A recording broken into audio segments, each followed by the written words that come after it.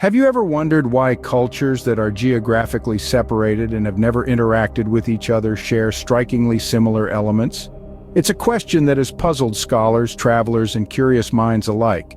It's a question that, on the surface, seems to defy logic. After all, how can two societies, separated by oceans and continents, develop similar beliefs, practices, and traditions independently of each other? This intriguing cultural conundrum is more than just an academic curiosity. It's a question that delves into the heart of what it means to be human, exploring our shared history, our collective consciousness, and our innate ability to create and adapt. Several theories attempt to explain this fascinating phenomenon. Some suggest that these cultural parallels are the result of shared human experiences, innate psychological tendencies, or universal responses to similar environmental challenges.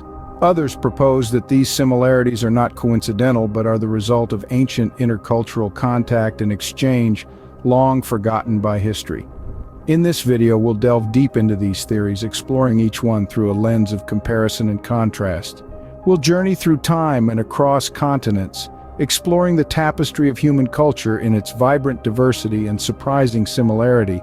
From the intricate patterns of indigenous art to the universal themes of myth and folklore, from the shared rituals of birth, marriage, and death to the common architectural motifs that grace our cities and temples, we'll explore how and why these cultural parallels exist. It's a journey of discovery and understanding, a journey that will challenge our perceptions and enrich our appreciation of the world's cultural heritage. So join us as we embark on this exciting exploration as we piece together the puzzle of human culture. It promises to be a journey as fascinating as the cultures we'll explore. The beauty of human culture lies in its diversity, yet the common threads that bind us all are equally fascinating.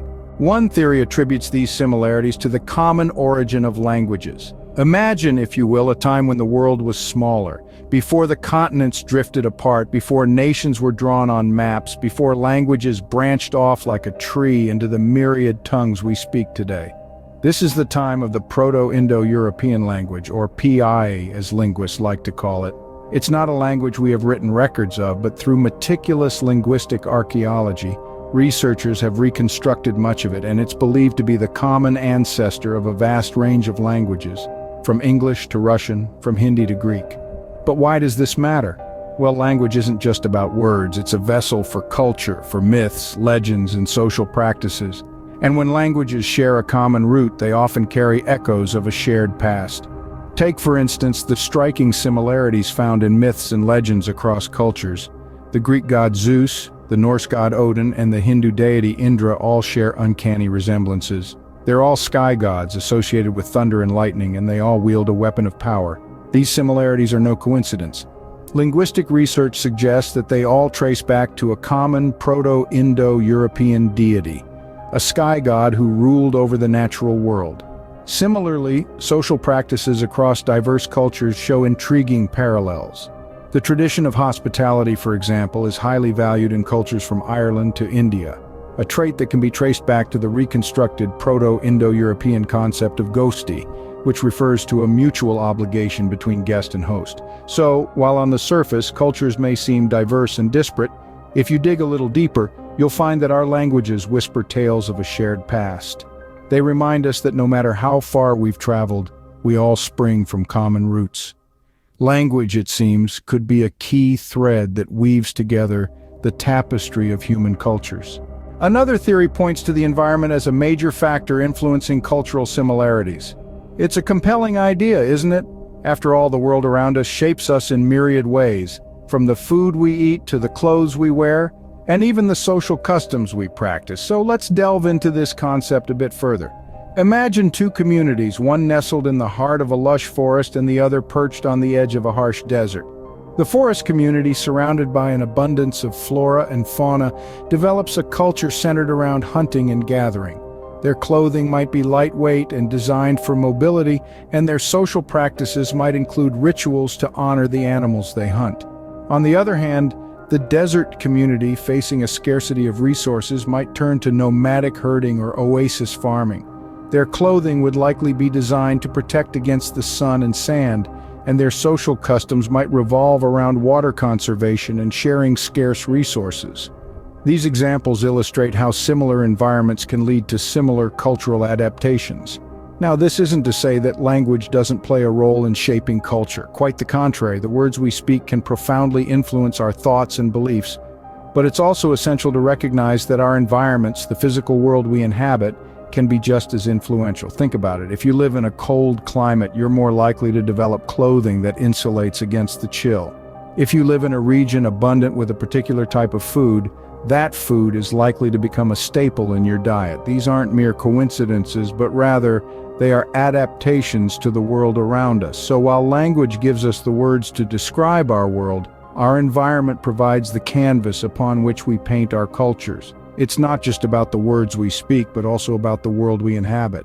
Perhaps then our cultures are a reflection of not just who we are, but also where we are. A third theory suggests that these similarities arise from the universal patterns of the human mind. Now, this is where things get fascinating. You see, studies in psychology and cognitive science have revealed something astounding. Despite our diverse cultures, languages, and geographies, we humans, at our core, think and behave in remarkably similar ways. Let's dive a bit deeper. Consider for a moment the universal human experiences: love, fear, joy, sorrow. These emotions are felt by every individual, no matter where they hail from or what language they speak. And these shared experiences, these universal emotions, they shape our thoughts, our behaviors, and yes, our cultures.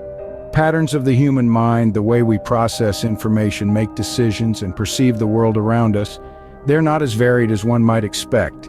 Our brains are wired in a certain way, a way that transcends cultural boundaries. We humans are pattern-seeking creatures. We seek meaning, order, and predictability in the world around us. And this pattern-seeking nature, it manifests in our cultures. Think about myths and legends, those captivating tales spun by our ancestors. From the lores of ancient Greece to the folktales of Native American tribes, they share striking similarities. Heroes embarking on epic quests, combating evil, and ultimately triumphing. Why? Because these narratives reflect universal patterns of the human mind. They mirror our shared fears, hopes, and aspirations. Consider also our shared fascination with music and dance, our collective penchant for storytelling, our universal appreciation of beauty. These are not mere coincidences, they're reflections of the universal patterns of our minds. They are echoes of our shared human nature.